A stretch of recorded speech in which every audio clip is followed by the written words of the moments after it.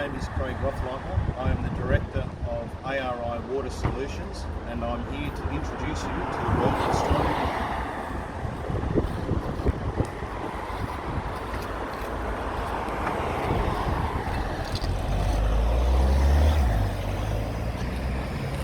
If you look inside the pit, this is a pit and an interconnected pipe system that is designed specifically to carry rainfall away from where we live to prevent flooding. What it has become over the last 50 years is a rubbish dump for vegetation, for the construction industry, as you can see.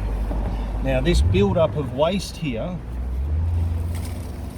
that takes years to form, and councils are telling me that drains are being cleaned every year, and they're paying to have them cleaned every year.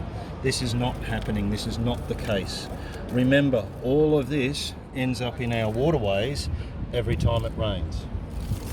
This is basically soil. When you add water to that, the nutrients released in that are very damaging for our water environment. Drain number one.